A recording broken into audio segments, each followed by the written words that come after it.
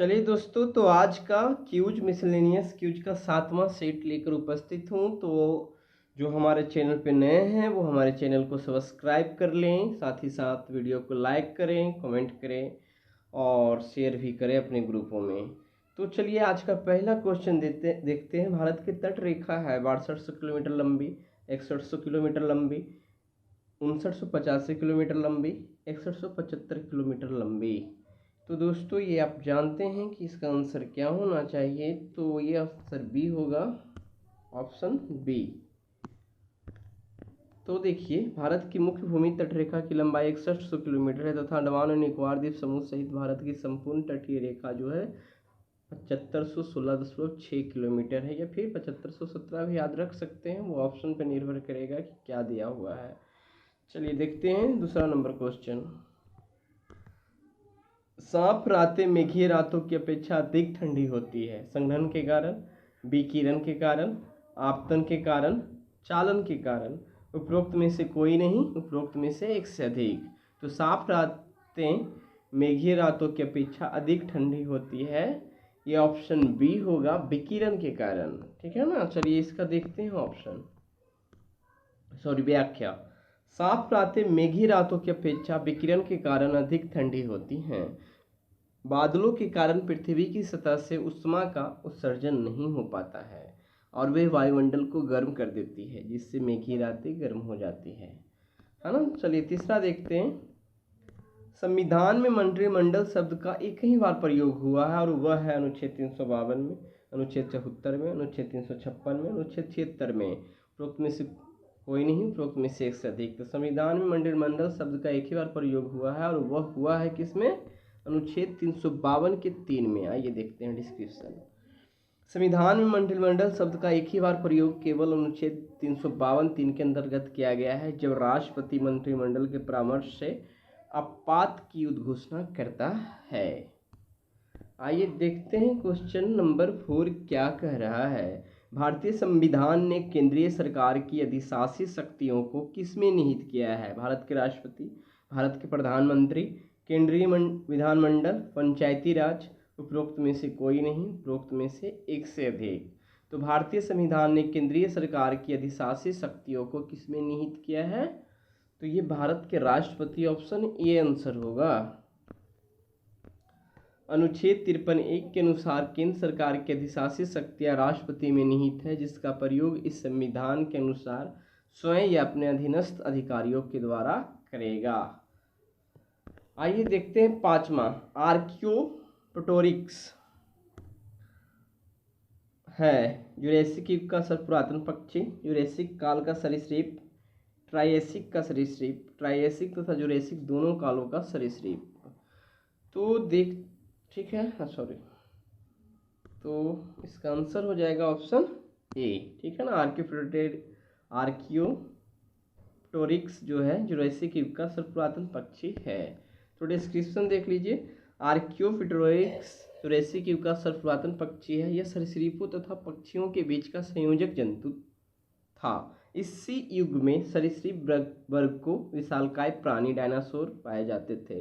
लगभग 6 करोड़ वर्ष पूर्व किसी खगोलीय दुर्घटना के परिणाम स्वरूप डायनासोरों का सर्वनाश हो गया, जिससे ये प्राणी सदा के लिए विलुप्त हो गए। आइए देखते हैं। एस्प्रिन है प्रतिजैविक, एंटीपैरेटिक, शामक, कफनाशक और उपरोक्त में से कोई नहीं, उपरोक्त में से एक से अधिक। तो एस्प्रिन क्या है। तो जहाँ तक ये हमको ध्यान होना चाहिए, एंटीपैरेटिक होना चाहिए। चलिए दोस्तों, ये एंटीपैरेटिक ही होना चाहिए, प्रतिजैविक एस्प्रिन होगा। और इसका डिस्क्रिप्शन हमने गलत टाइप कर दिया है।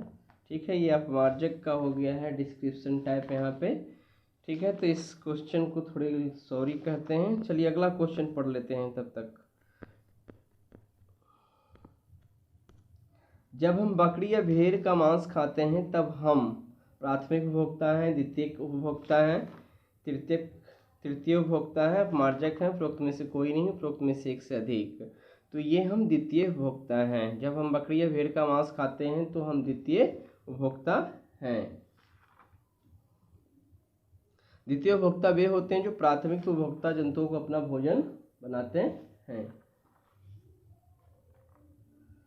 चलिए देखते हैं कि शासक वंश ने मंदिरों व ब्राह्मणों को सबसे अधिक ग्राम अनुदान में दिया था। गुप्त वंश, पाल वंश, राष्ट्रकूट वंश, प्रतिहार वंश, उपरोक्त में से कोई नहीं, उपरोक्त में से एक से अधिक। तो ये काम सबसे अधिक गुप्त वंश ने किया था। तो गुप्त वंशीय शासकों ने मंदिरों एवं ब्राह्मणों को जी खोलकर ग्राम अनुदान दिया था। इसी काल में मंदिरों का निर्माण भी आरंभ हुआ था।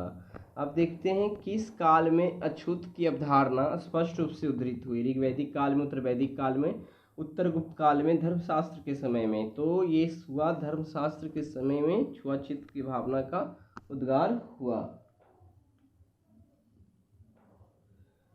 ठीक है, तो वो एस्प्रिन क्या था? वो एंटीपैरेटिक था दोस्तों। इसमें कंफ्यूजन हो रहा था और क्वेश्चन का जो डिस्क्रिप्शन है वो गलत टाइप हो गया था। तो थोड़ा सा और रिवर्स होकर उस क्वेश्चन पे चलते हैं, ठीक है ना। तो इसका डिस्क्रिप्शन जो है ये है, एस्प्रिन पेड़ के लेटेक्स से प्राप्त होता है जो एंटीपैरेटिक ज्वर होने पर दी जाती है। यह वेदना निवारक का भी काम करता है। एस्प्रिन के कैल्शियम और सोडियम लवण ज़्यादा घुलनशील और कम हानिकारक होते हैं। तो एस्प्रिन का आंसर आपका हो जाएगा एंटीपैरेटिक। ये उतारने पर डिस्क्रिप्शन थोड़ा गलत उतर गया। चलिए आते हैं, कौन सा क्वेश्चन है? ये हो गया था, ये हो गया। आइए 10वां नंबर देखते हैं।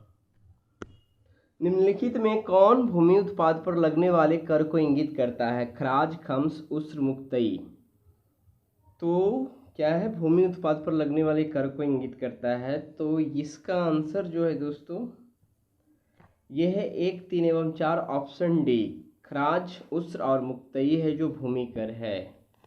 तो देखिए, खराज जो है गैर मुसलमानों से लिया जाने वाला भूमि कर जो उपज के 1/3 से 1/2 भाग वसूला जाता था, 1/3 नहीं तो आधा।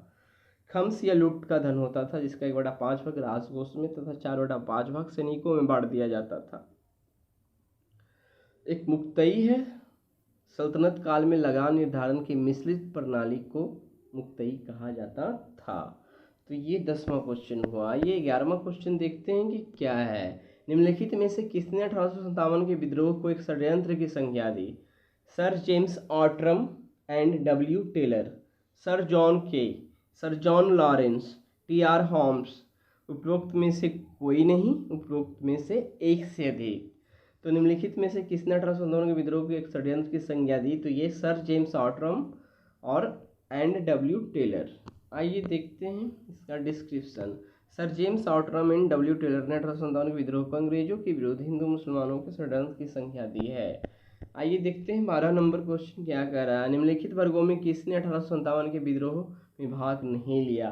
खेतिहर मजदूर, साहूकार, कृषक, जमींदार। तो केवल एक एवं 2 ऑप्शन और भी है, केवल 2 और 2 एवं 4। तो यहाँ आंसर दिया जा रहा है कि साहूकार जो है 1857 के विद्रोह में भाग नहीं लिया था, यानी कि जमींदार भी लिया था। तो ऑप्शन में यहाँ पे आंसर हो जाएगा सी, केवल 2 है जो भाग नहीं लिया था। तो 1857 के विद्रोह के साथ पूरा देश नहीं था। साहूकार, शिक्षित वर्ग और भारतीय शासक न सिर्फ इस विद्रोह से अलग रहे बल्कि इन्होंने अंग्रेजों की सक्रिय मदद भी की। तो ध्यान देना है, भाग कौन नहीं लिया? साहूकार, शिक्षित वर्ग और भारतीय शासक। आते हैं क्वेश्चन नेक्स्ट क्या है। जयप्रकाश नारायण किस आंदोलन से संबंधित थे? चंपारण सत्याग्रह, असहयोग आंदोलन, वैयक्तिक सत्याग्रह आंदोलन, भारत छोड़ो आंदोलन। उपरोक्त में से कोई नहीं, उपरोक्त में से एक से अधिक। तो जयप्रकाश नारायण जो थे ये भाग लिए थे भारत छोड़ो आंदोलन में। तो डिस्क्रिप्शन देखते हैं। जयप्रकाश नारायण भारत छोड़ो आंदोलन के समय हजारीबाग जेल में बंद थे। जेल की चहार दीवारी को फांदकर जयप्रकाश नारायण ने भूमिगत रहते हुए अच्युत पटवर्धन, अरुणा असफ अली तथा अन्य नेताओं के साथ भारत छोड़ो आंदोलन में अपनी सक्रिय भूमिका निभाई। आइए देखते हैं नेक्स्ट क्वेश्चन। सारण सिंचाई नहर निकलती है सोन से, गंगा से, कोसी से, गंडक से। तो सारण सिंचाई नहर निकलती है ये कोसी से होगा, ऑप्शन सी। गंडक बांध परियोजना से 2 नहरें तिरहुत नहर व सारण नहर निकलती। ओ सॉरी, हमने थोड़ा यहाँ पे गलत बता दिया, आंसर डी दे रहा है, ठीक है ना, कोसी से नहीं गंडक से। ठीक है, सारण नहर गंडक से निकलती है। गंडक बांध परियोजना से 2 नहरें तिरहुत नहर एवं सारण नहर निकाली गई है। यह परियोजना गंडक नदी पर बनाई गई है। मुंडाओं ने विद्रोह खड़ा किया 1885 में, 1888 में, 1899 में, 1895 में। उपरोक्त में से कोई नहीं, उपरोक्त में से एक से अधिक।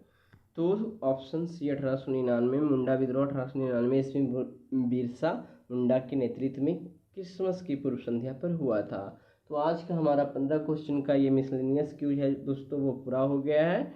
तो अब मिलते हैं अगले वीडियो में, तब तक के लिए धन्यवाद। हमारे चैनल को देखते रहिए, सब्सक्राइब करते रहिए, शेयर करते रहिए।